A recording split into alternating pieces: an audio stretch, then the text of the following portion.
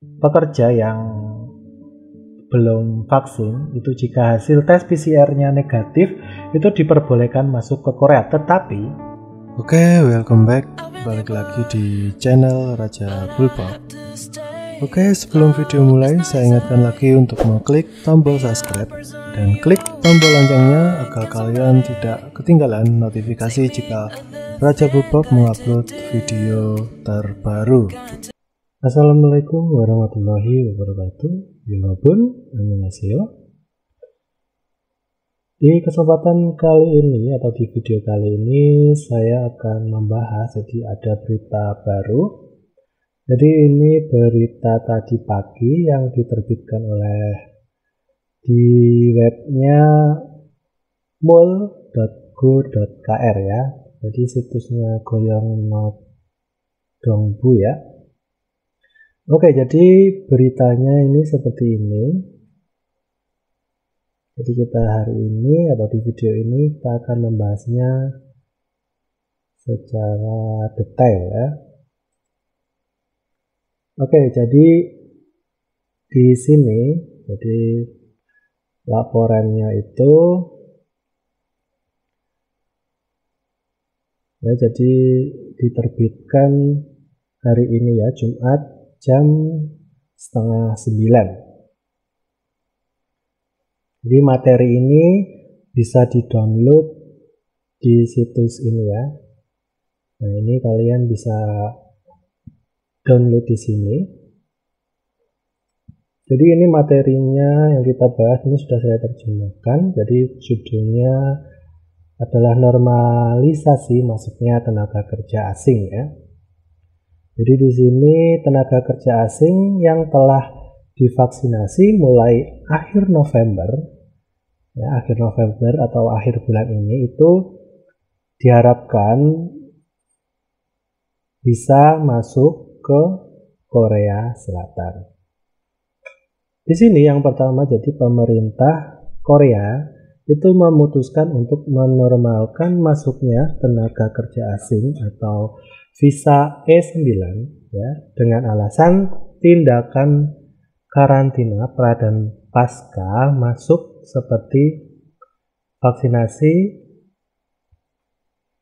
pada rapat besar Corona 19 pada Jumat ya. Jadi keputusan ini itu sudah dirapatkan hari ini ya, dan ini keputusannya. Oke, kita lanjutkan. Jadi setelah merebaknya COVID-19 tahun lalu, jadi untuk mencegah penyebaran COVID-19 itu, jadi Korea itu membatasi jumlah negara dan jumlah orang yang masuk ke Korea Selatan ya. Jadi untuk mencegah penyebaran COVID, jadi Korea melakukan itu ya. Oke, kita lanjutkan. Jadi negara yang diizinkan masuk yang baru-baru ini ada Kamboja, Vietnam, Thailand, Timur Leste, Laos, Cina ya. Sedangkan ada negara yang ditolak visanya itu karena negara-negara tersebut itu resiko COVID-nya tinggi ya. Jadi seperti Filipina, Pakistan, Myanmar, Uzbekistan, dan Kyrgyzstan. Untuk batas masuk ke Korea itu 100 per hari dan 600 per minggu.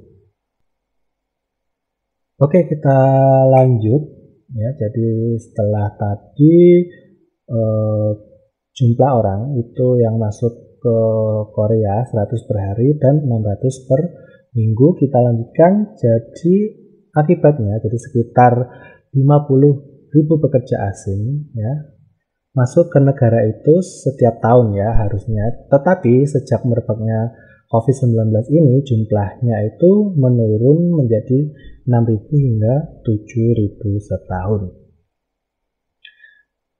Jadi alasan lain kekurangan tenaga kerja di bidang seperti usaha kecil menengah, UKM, pertanian, dan desa nelayan telah diperparah ya. Jadi mungkin alasan pemerintah Korea untuk membuka kembali atau menormalkan penempatan tenaga kerja ke Korea itu karena di Korea itu sudah parah ya, jadi butuh tenaga kerja ya. Oke, kita lanjutkan. Jadi oleh karena itu pemerintah memutuskan untuk menormalkan masuknya pekerja asing ya. Alasannya karena ada karantina ya. Jadi sebelum dan sesudah masuk ke Korea itu dilakukan karantina. Dan juga Korea itu karena kekurangan banget ya. Nah, di sini dituliskan serius. Jadi benar-benar kekurangan tenaga kerja karena situasi corona ini ya, yang berkepanjangan sampai sekarang ini ya. Ya, jadi karena adanya karantina sebelum dan sesudah masuk ke Korea, maka pemerintah itu memutuskan untuk menormalkan masuknya pekerja asing. Oke, kita lanjutkan. Jadi pertama-tama, jadi pada prinsipnya itu 16 negara pengirim diperbolehkan masuk ya tanpa membatasi negara tempat pekerja asing dapat masuk sesuai dengan tingkat risiko karantina masing-masing negara ya. Jadi pemerintah Korea jadi ini berprinsip 16 negara ini boleh ya masuk atau memasukkan mengirim tenaga kerjanya ke Korea.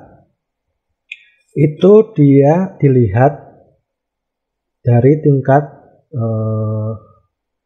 pandemiknya ya, jadi tingkat kasus corona itu seberapa. Oke, kita lanjutkan di sini dalam kasus negara yang risiko karantina tinggi. Jadi kasus coronanya tinggi itu penerbitan visa itu bisa dilanjutkan 14 hari setelah pekerja itu ya, calon pekerja itu selesai vaksinasi ya. Jadi yang negara yang kasus COVID-nya tinggi itu harus vaksinasi.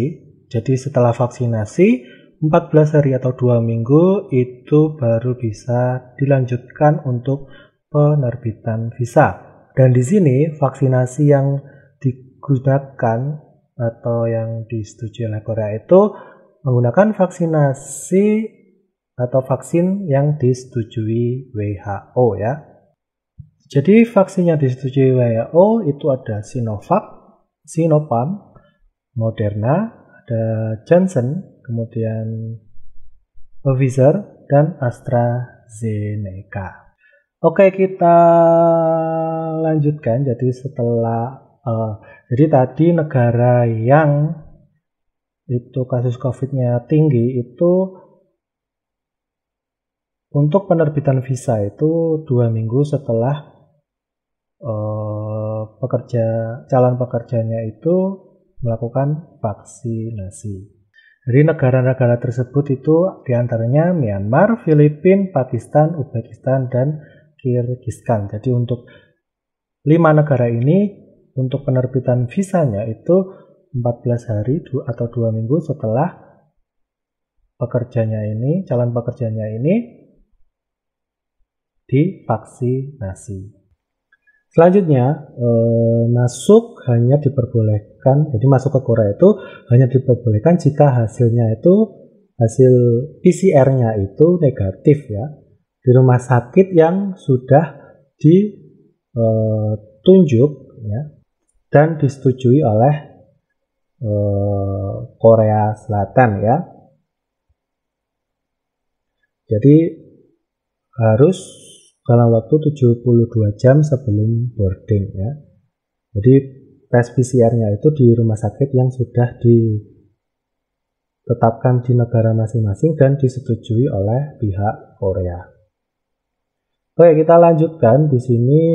Jadi diharapkan pekerja asing itu akan dapat memasuki negara tersebut, maksudnya itu negara Korea ya, paling cepat akhir November ya. Jadi dengan mempertimbangkan prosedur masuk ya, seperti udah vaksinasi dan penerbitan visa di negara kita ya. Jadi pekerja asing itu bisa masuk paling cepat itu November atau akhir bulan ini dengan syarat-syarat atau prosedur. Jadi vaksinasi sudah, jadi vaksinasi yang disetujui WHO, kemudian visanya sudah terbit. Oke, kita lanjutkan. Jadi untuk negara lain itu ada bintang, nanti saya sebutkan negara-negaranya, terlepas dari vaksin, maksudnya tidak memandang dia sudah vaksin. Jadi pekerja yang belum vaksin itu jika hasil tes PCR-nya negatif itu diperbolehkan masuk ke Korea, tetapi dia atau calon pekerja ini itu harus divaksinasi di Korea setelah dia masuk ke Korea. Jadi mungkin nanti akan divaksin pas karantina ya, atau setelah karantina. Jadi setelah dia masuk ke Korea nanti akan divaksinasi di Korea. Karena di Korea itu memakai vaksin yang hanya 1 dosis ya. Jadi negara-negara itu adalah Kamboja, Vietnam, Thailand, Timor Leste, Laos, Cina, Nepal, Sri Lanka, Mongolia, Bangladesh, Indonesia. Jadi mungkin ini negara-negara yang kasus COVID-nya itu terhitung rendah ya mungkin. Jadi makanya yang belum vaksin, yang PCR-nya negatif itu diperbolehkan masuk, tetapi harus vaksinasi setelah dia masuk ke Korea Selatan. Oke, kita lanjutkan. Jadi batas maksimal ya, kemarin ada batas 50 per hari, 50 orang per hari dan 600 per minggu. Nah, itu sudah dihapus oleh pihak Korea. Mengapa? Jadi agar sekitar 50.000 pekerja asing dari 16 negara itu bisa masuk ke Korea lagi. Oke, kita lanjutkan. Jadi semua pekerja asing itu mau yang sudah vaksin atau yang tidak atau yang belum itu tetap harus menjalani karantina 10 hari ya. Jadi yang pekerja asing yang sudah masuk Korea itu yang sudah divaksinasi atau yang belum atau yang tidak itu tetap harus menjalani karantina 10 hari di tempat karantina yang sudah disetujui oleh pemerintah Korea. Oke, kita lanjut. Jadi namun mereka yang telah menyelesaikan vaksin itu diperbolehkan mengisolasi atau karantina 2 orang dalam 1 ruangan ya. Bagi yang tidak vaksinasi itu 1 kamar per orang ya. Kalau yang sudah vaksinasi itu diperbolehkan 2 orang 1 ruangan atau 1 kamar. Oke, kita lanjut. Jadi Kementerian Tenaga Kerja dan Tenaga Kerja itu sedang menggalakkan konsultasi dengan 16 negara pengirim agar masuknya tenaga kerja asing dapat segera dinormalisasi ya. Jadi pihak Korea pun sekarang sedang membicarakan hal ini kepada 16 negara pengirim ya. Jadi semoga pihak Indonesia dan pihak Korea segera bisa membicarakan hal ini dan bisa menormalisasi atau memulai penempatan kembali CPNI ke Korea Selatan. Oke teman-teman, itulah berita yang ditulis atau yang dikeluarkan oleh pihak Goyono Dongbu di web mul.go.kr. Jadi intinya pihak Korea sudah mau berencana untuk menormalisasi agar akhir bulan November ini, yaitu paling cepat, pekerja asing itu bisa masuk kembali ke Korea Selatan ya, bekerja ke Korea Selatan. Jadi tidak ada pembatasan per hari 50 orang atau per minggu 600 orang. Kemudian yang vaksin atau yang belum vaksin itu diperbolehkan masuk ya, tetapi yang belum vaksinasi itu nanti akan divaksinasi di Korea Selatan ya, setelah masuk ke Korea Selatan. Kemudian semua yang divaksinasi atau yang belum itu tetap harus karantina 10 hari ya. Kemudian yang membedakan, jika sudah vaksinasi itu boleh 2 kamar 1 orang, dan yang belum itu 1 kamar 1 orang.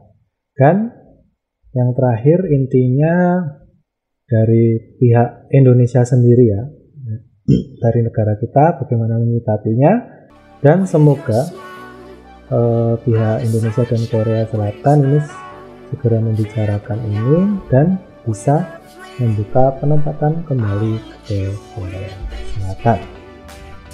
Jika kalian suka video ini, silahkan like dan share ke media sosial kalian. 영상을 보여주셔서 감사합니다. 그 다음 동영상에서 또 만납시다. Saya Raja Bulbok undur diri. Kita bertemu di next video. Assalamualaikum warahmatullahi wabarakatuh. Annyeong.